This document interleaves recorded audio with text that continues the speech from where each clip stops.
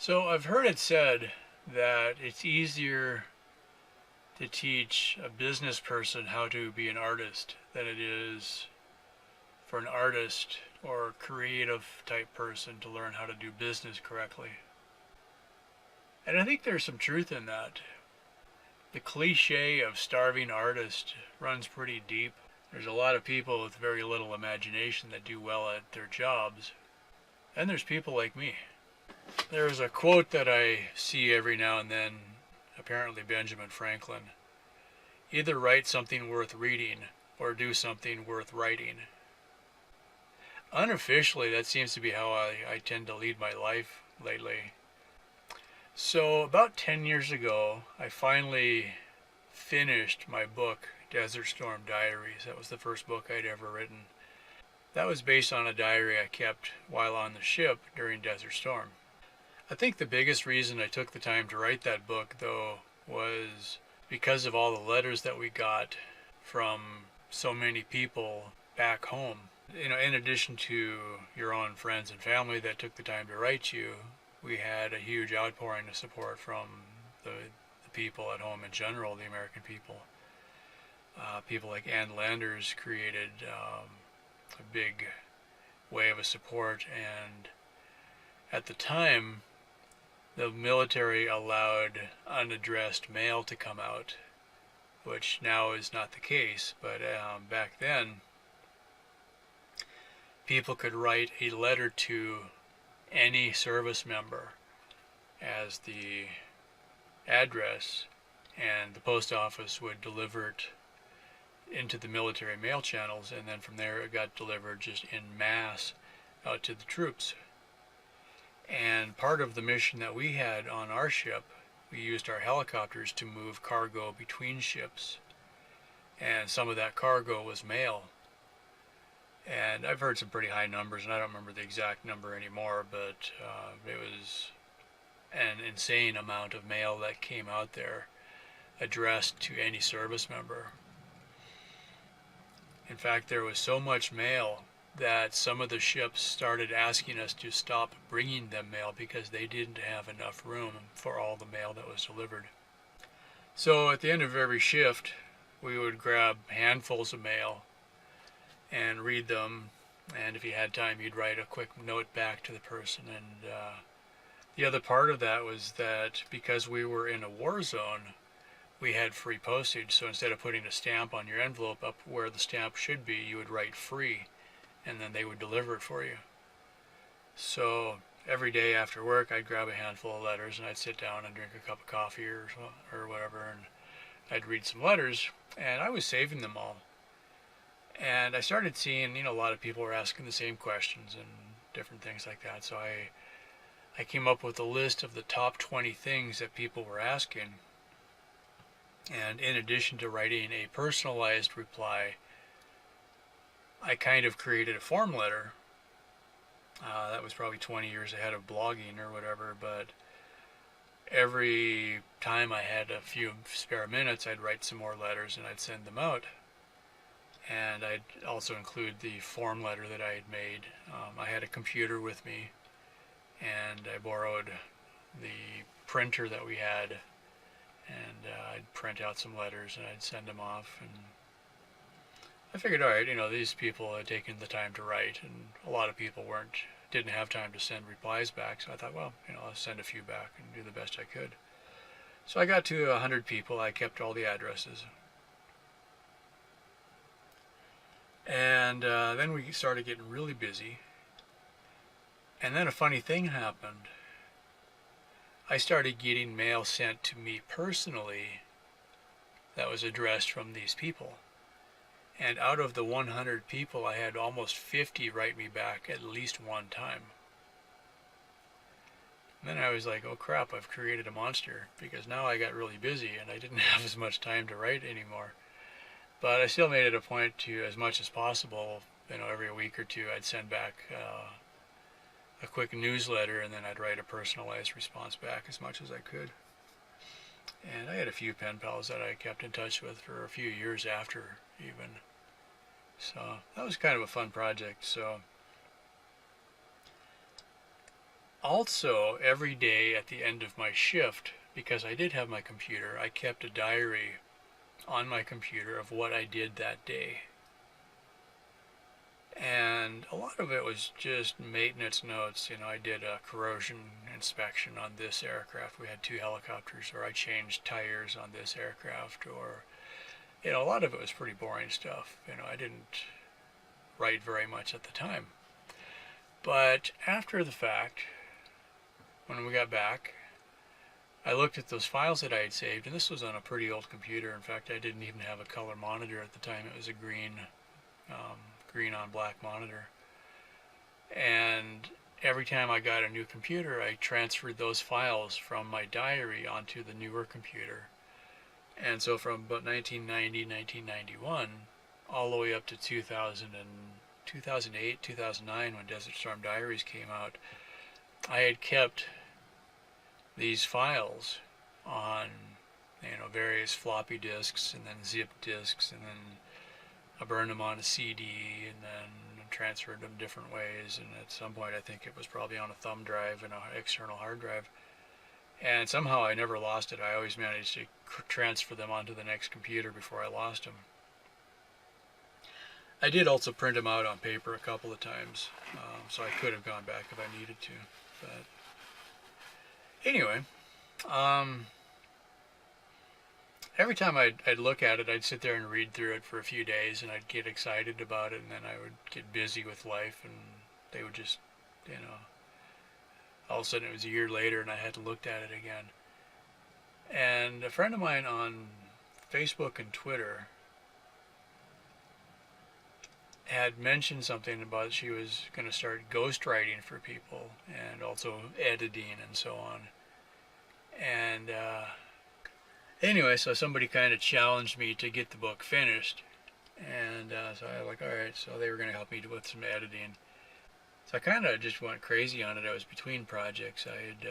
This was actually just after I'd gotten evicted, so I was living in my friend's attic for a while, and at a slow point in my wedding video business, and figured, well, if I don't get it done now, I may never get it done. So I sat there and just cranked it out, and what worked out really well was I had the diary, and I'd read each section, and then I'd think about it for a while and think, okay, what part of that would be, interesting to anybody else, and then I'd kind of expand on the stories and try to remember what it was actually like, because when I wrote the diary, it was fresh in my mind, and, I wrote a paragraph or two, and then by the time I was done, it ended up being a couple hundred pages long, so. Because that was one of the things I thought of at the time was, well, if I can't make it 100 pages long, nobody's going to think it's a real book. And we definitely hit that okay, so that was kind of funny when I saw how many pages it actually was by the time we formatted it and put it, down to the correct paper size and everything like that. It was just like, wow, it's a book. Yay. I was so excited. That came out in 2009, I think is the official release date for that. Desert Storm Diaries and the other 2 books are set up on Amazon as print-on-demand books, which, if you're curious about that, go ahead and ask me, because it's an interesting process where you don't have to go get 10,000 books printed and then try to sell them yourself. And it's very unlikely for a new book author to get a publishing deal through an established publishing house lately, because the expenses are so high, and it's very hard for the publisher to take a chance on an unknown person to the point where they can say, yeah, here's $10,000, we'd like to buy your book, and then we have no idea if anybody's going to buy one, kind of a thing. So there isn't very many unknown authors breaking through. The good news is that if you take the time to write your book, it's a fairly easy process to put your book up on Amazon, and you don't have to pay anything up front. If you do all the work yourself, you can put it up there, upload the files, and literally hit publish, and your book is now sitting there on Amazon next to I don't know, Harry Potter or whatever is current. And which makes it an interesting process, and then it's up to you to convince people to buy it, right? So here I am, go buy my book, right? And that comes back to what I said earlier. It's very difficult for a person like me to ask for a sale. I enjoyed writing the book, and it's fun every time I think about it. I'm like, wow, I actually wrote the book, and it's more of a way for me to remember the experience of what I wrote the book for in the first place. Not only my time on the ship, but how many people supported us in our mission out there. So it was just a fun project. But now, 8 or 10 years later, I don't think I've ever sold 100 copies of it. I mean, it's, every now and then I'll get an email from Amazon, and it'll include a link to my sales report. I'm like, oh my God, somebody bought one. This is great, and I'll get a few dollars for it. But it's kind of neat in a way, because if I did a traditional publisher deal, they would pay me an upfront for the rights to the book. And then pretty much from then on, anything that the book made, they would keep until they covered their expenses. And then at some point, if we sold hundreds of thousands of copies, then I'd make some good money. I've never seen exact numbers, and everybody's deal is different, but I have talked to people who are best-selling authors in their field, and most of them say you'll get more money from what you can do with your best-selling author title. For instance, if you're a best-selling author in some business or internet marketing is a good example, then you can go as a speaker at some function, and they will pay you a speaking fee, because on the title they can say, here's this person, a best-selling author. And then you give your presentation, and then at the back of the hall you have your table, and you got a stack of books, and people at the next break will come back and buy a few copies of your book. But you make more from your speaking fee than you do from selling your books. So that was something I hadn't heard of before. So my first problem was, let me just finish the book, and then jumping ahead, then I'm like, oh, now I have to sell the book. And then jumping ahead 10 years later, I'm like, yeah, I still need to sell the book. But it's more of a thing where, I guess looking back at it, this is work that I did about 10 years ago, based on a story from 1990, 1991. And every time somebody clicks on that yellow button, I get a couple dollars. I'm like, all right. Most of the jobs that I've had recently, if I don't do any work, I don't get paid. And here's something I did 10 years ago that I still get paid for once in a while. So that's just kind of a fun way to look at it, I guess. So that was Desert Storm Diaries, based on my true life story of what it was like to be on a ship. And that's on Amazon. The next one I kind of put out there almost as a joke in a way.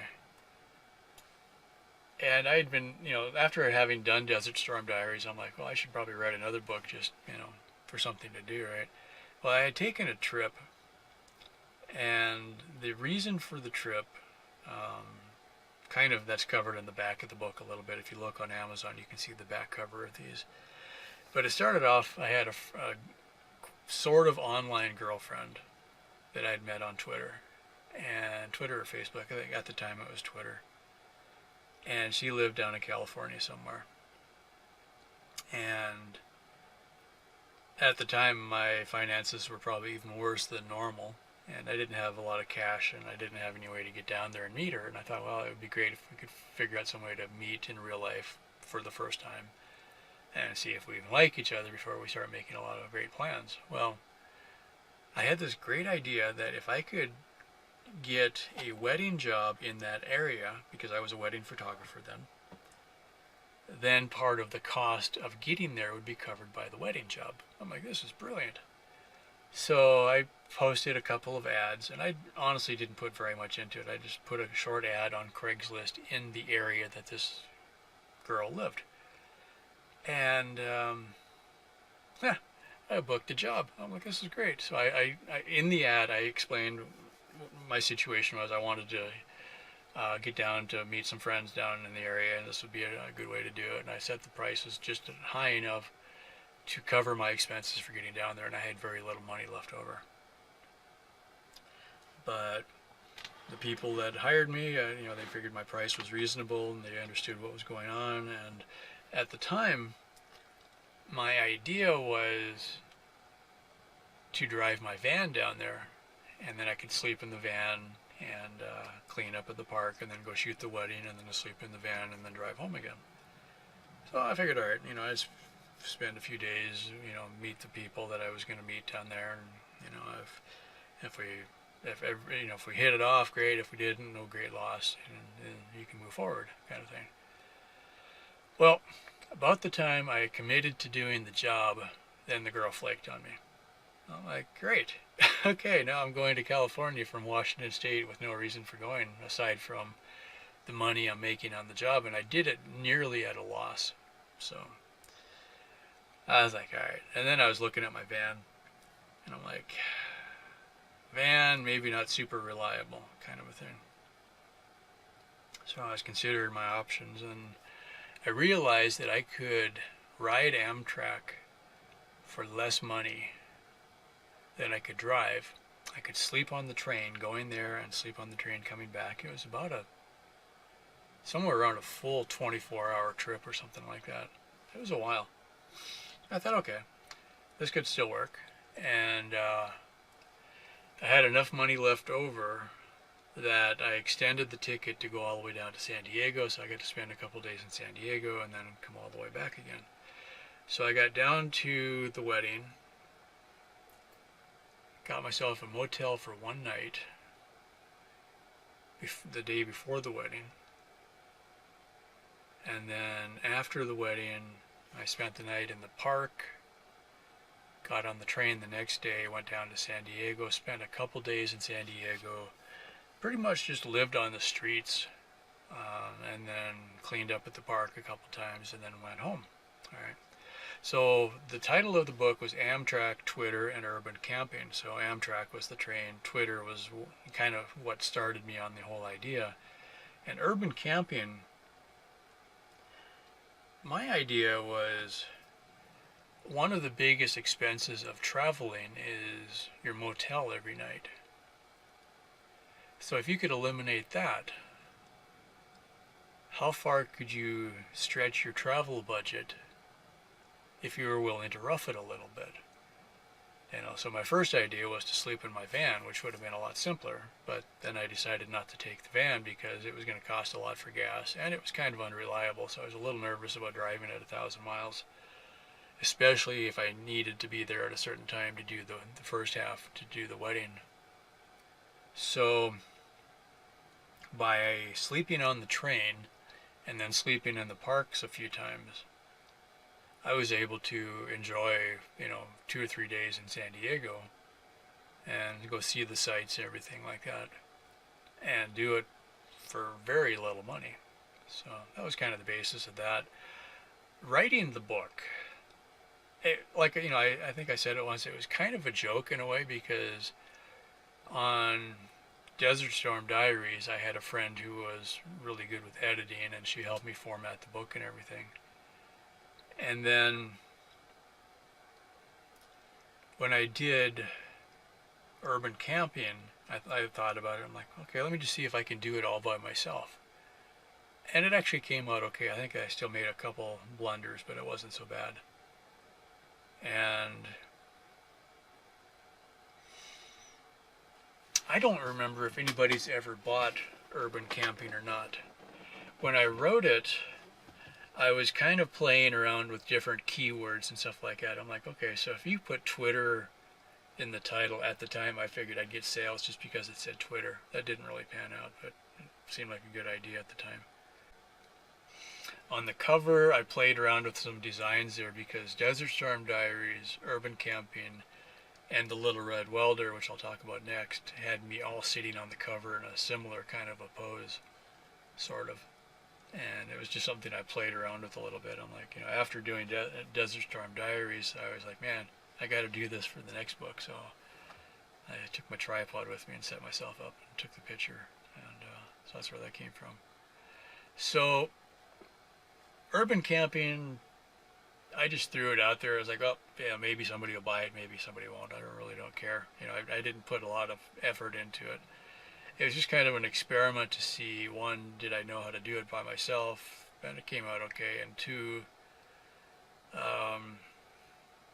it was kind of a funny trip in the first place. So let me just, put it out there as like a travel log kind of a thing. And I just took a lot of notes on the trip and, on the train and stuff like that. And I interspersed some tweets that I had sent while on the train and so on. So that was just kind of a fun book. Okay, the third book, The Little Red Welder, that was kind of a different experience for me. I was torn on how to put this together. I wanted to write a kind of almost a children's book, I guess, is probably the best way to put this. Somebody had mentioned children's books were a good idea, and I was playing around with some ideas, and what had happened was I was living in Canada for about a year, and I got tired of being, no, it was longer than a year, 2 or 3 years, whatever. So I was living in Canada for a while. And I grew up in Canada, and I liked Canada, but the experience of being stuck in 40 below weather for weeks at a time, after a while I was like, that's not really how I wanted to live my life anymore. So I'd worked hard for a couple of years, made some decent money, but never really felt like I wanted to stay doing any of the things I was doing up there. So I had a decent car, so I sold the car, bought my motorcycle, and kind of put together a plan for taking off and just going traveling for a while. That part worked out remarkably well, considering I didn't really plan it as well as I should have, but I still went for about a year without working, which was pretty cool. I'm not going to lie to you, that part was pretty awesome.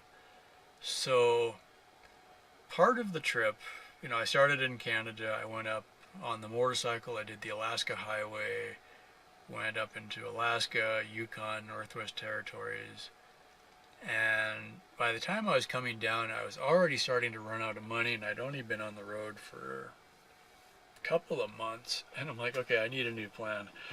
So I get to my dad's house down in Washington State. I had lived in that area for a while, and my plan at the time, I needed to get further south because winter was coming, and I was just camping on the motorcycle, and I didn't want to get snowed in again because I'd already got snowed into Alaska, or I think it was in the Yukon already. Got snowed into a campsite for a couple of days, and that got my attention. I'm like, yeah, I've got to get further south. So I was hoping to find a place that I could camp for a week or two at a time, and I had my laptop with me, and I was going to work on some writing, and I'd taken a bunch of pictures and maybe put together a website, and didn't have any specific plans, but I thought, if I could find a place to be warm and kind of sit still for a while was about as far as I had really thought. And I knew I didn't want to go back to work yet. I needed a little more time. So my parents were involved with essentially a mission project down in Belize, Central America, where they had met people that were involved in a children's home. They don't like to call it an orphanage, so it's a children's home down in Belize, and I'll put links to all of this in the video description. So they were planning on going down for a month, and the home had finally raised enough money, so they were going forward again with construction on the new home that they were building. and at the time they had, I think, around 80 kids. So they were going to build a fairly modern, nice concrete building, and or a series of buildings, and the walls had been up for a year, I think, by this point, so they had finally gotten enough money to start buying roofing material. They're going to do a metal roof. And the more my dad was talking about it, and he had mentioned it to me a couple times in the past, and when you're working, you don't really want to take time off and go. Well, so now I'm like, well, I got time now. So I started thinking about it, and so I was like, well, if you guys could sponsor my trip down there, maybe I'll just stay there for the whole winter. They're like, oh, that was a great idea. So we looked at prices, and my dad and I flew down there. He spent a month, and then he flew back, and I just stayed. And they had a place that you could stay while you were down there working. So I spent the whole winter down there, and had the paperwork with me, I think, to do my taxes from the year before.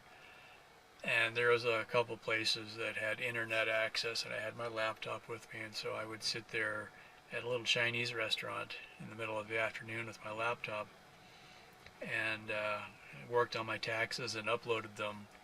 This is, my Canadian taxes, and figured it out that I was going to have a couple $1,000s tax return coming, but you never really know when.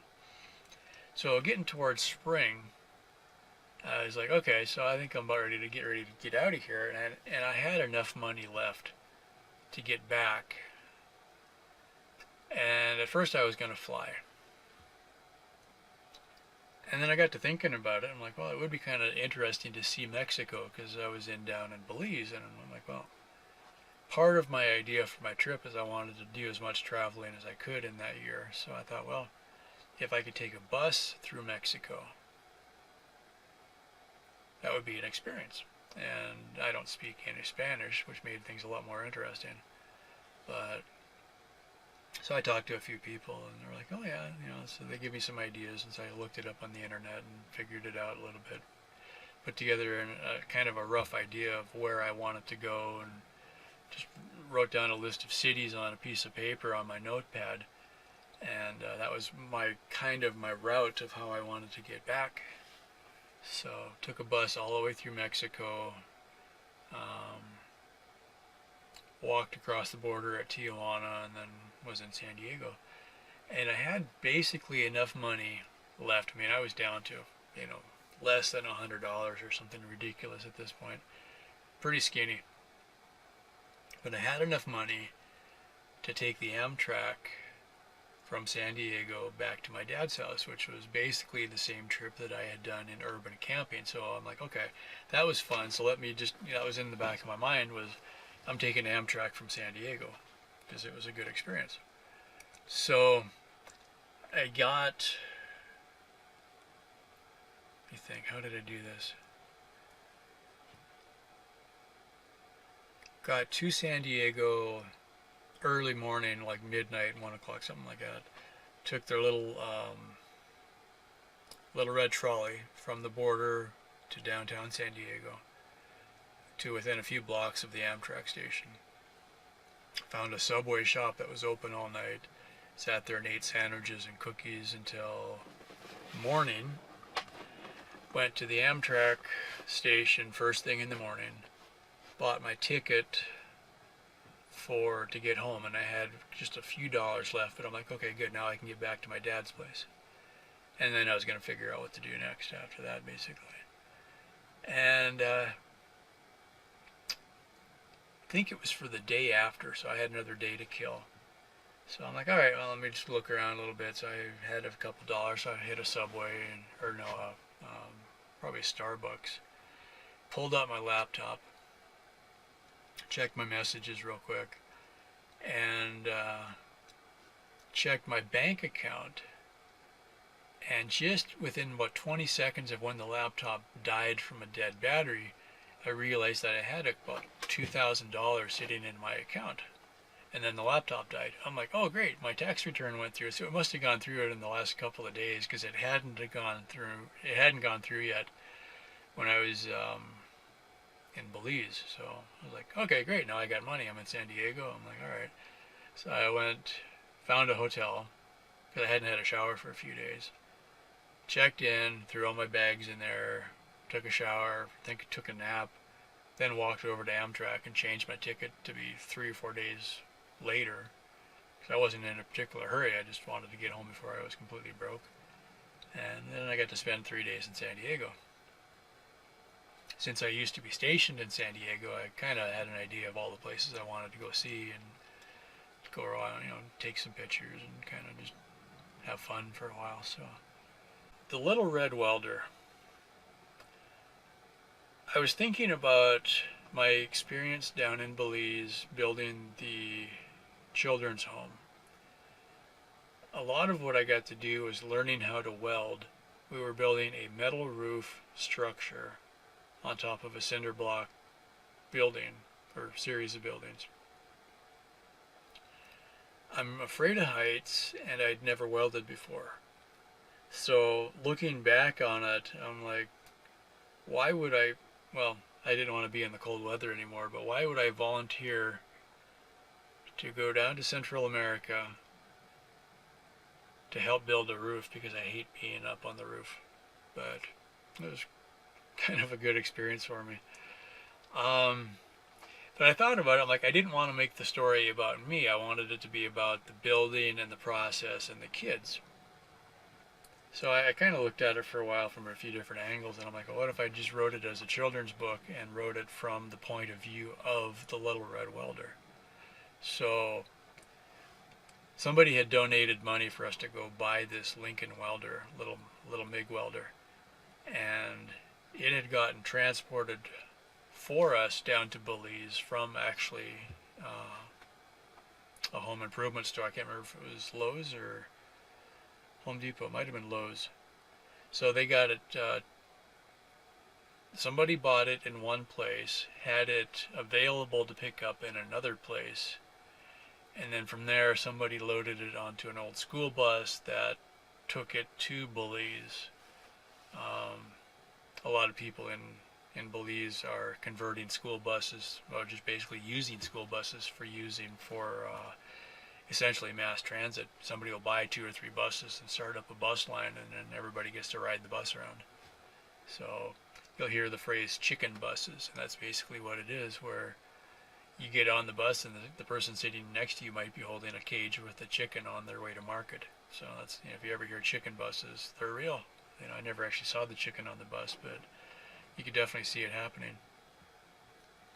So the welder got transported down to Belize on a school bus, and then from there it was given to us, and then we had a few people that knew how to weld, and so after a few days they got me going on the welder, and by the time I had left, I had trained a couple other of the local guys how to weld. And so we had a lot of volunteers to come down, and then we also had a local crew that was also very proficient in building all kinds of things, so we were lucky to have them. So by the time I left, we had one roof completely finished. Second and third building were pretty nearly finished, and the fourth building they were starting on, so I never actually started on the fourth building, but they were pretty much done, the second and third buildings, which was the buildings that the kids were going to be in. So pretty good experience.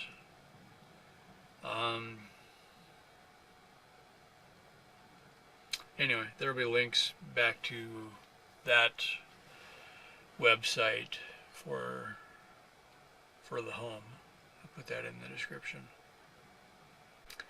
Yeah, it's funny, some of the videos I can just talk and talk and talk, but it's weird talking about the books. If you're curious about that, go ahead and check them out. They're all on Amazon. There has been Kindle versions available. I think they're still on there. You can also check them out There's a preview function on Amazon. You can kind of flip through it a little bit, see if you like it. The Little Red Welder, I'll include a separate link for that. I created a website for the Little Red Welder where you can see the entire book for free if you'd like to. The biggest purpose for the book was to generate interest in the project for the children's home. And so by creating the book, and then at the end of the book and also at the end of the website, which you can look at for free, there's a link back to the King's Children's Home in Belize. And from there, if you'd like to donate money directly to them, there's a few ways that you can do that. The home has been finished for a few years now, but their operating budget, you can imagine there's probably, I think, over 100 children there now, so the amount of food that 100 children can eat, and shoes and clothes and school tuitions and so on, it's a pretty big project. So any help you can give to them would be greatly appreciated. And with that, thanks for your time. Thanks for watching the video. Thanks for all your support. If you have any questions, go ahead and leave comments. Be happy to answer any of your questions. So again, thanks for your support, and stay tuned for the next video. Bye for now. Well, that's about it. Thank you so much for watching. Yeah, that should work. Cool. I do things differently. Oh, and please, if you like any of this, it would be really awesome if you could subscribe and click that notify bell. Drop a comment if you have any questions or ideas. Share, like, comment, subscribe, notify. Oh, and Patreon if you're really an awesome kind of person. Thank you so much for watching.